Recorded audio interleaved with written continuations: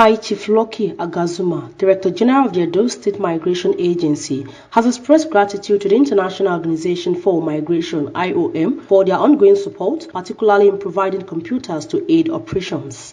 We can have some, I equally told them to send me their proposals, where they are good at, how we can finance such projects, and it's not just about financing it, we'll follow them up on it to see if they are actually succeeding. Because I'm in Nigerian diaspora, I've lived in Athens, Greece for more than 15 years. I visit Italy almost every time.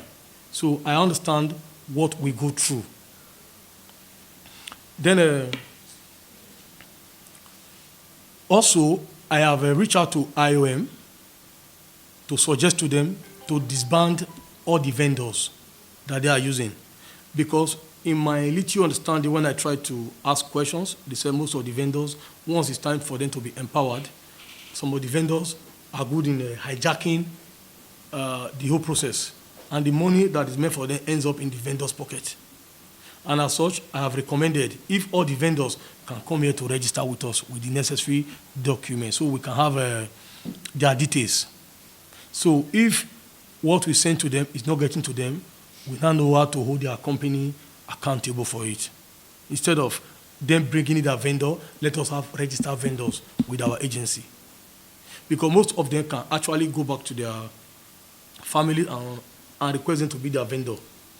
And as such, we will not be able to track the processes.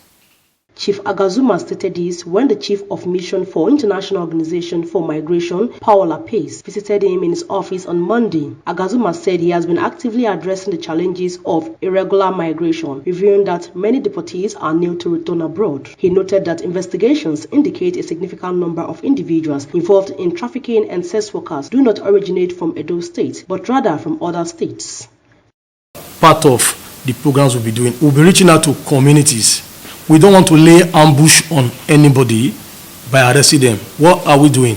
We are making an advocacy. We are reaching out to the people to tell them about the law, what the law says. For example, the new law says if you transport, harbor anybody to Edo or out of Edo, if you are a facilitator, you risk losing your property to the state government.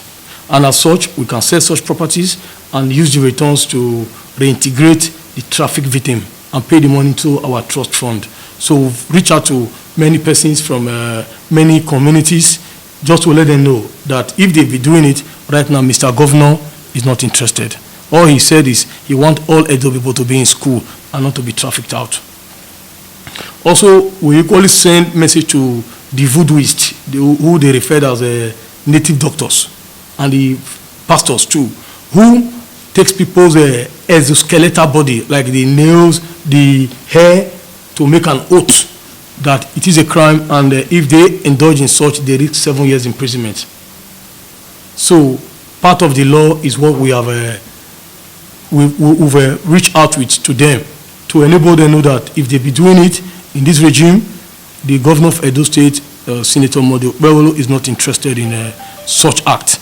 So we'll be trying in our little ways, reaching out to communities. Paola Pace, Chief of Mission for IOM, commended Agazuma on his appointment and outlined the organization's commitment to collaborating on ensuring to combat illegal migration. She emphasized the importance of enhancing job creation opportunities within Nigeria and encouraging individuals seeking opportunities abroad to pursue them through legitimate channels. Back and open companies. There are people who open companies from the get-go directly in Nigeria.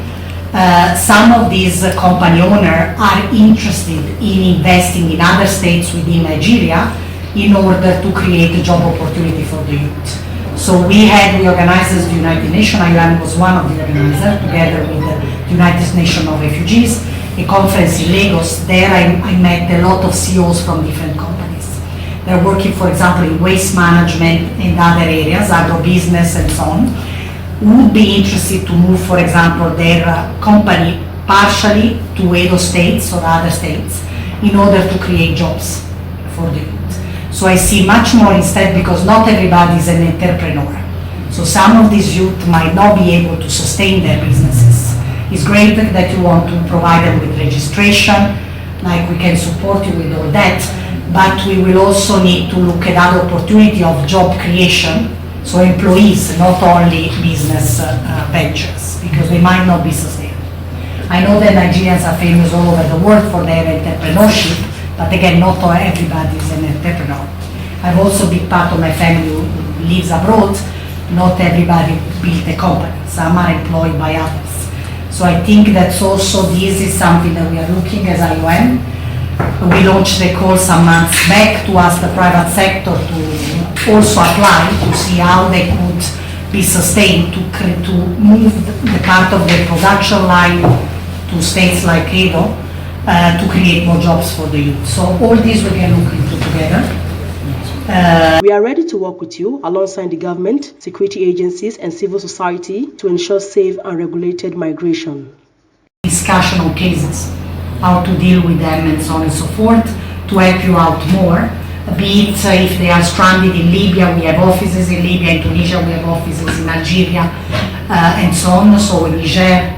So how can we support you more for stranded Nigerian abroad, and then once they come back, what else can we do with you to facilitate all that? So I think we have lots of areas of cooperation, so you can count on us to support you, to be closer to the people. I understand. Now in terms of refurbishment of offices and on, we have to look in the project we have, because we don't have a year fund every year for which we are free to do the things that needed to be done. We depend on projects that have very specific line. We can do this, not that, so we need to look. In Benin City, Faith Dibir reporting for Afrima Reporters TV.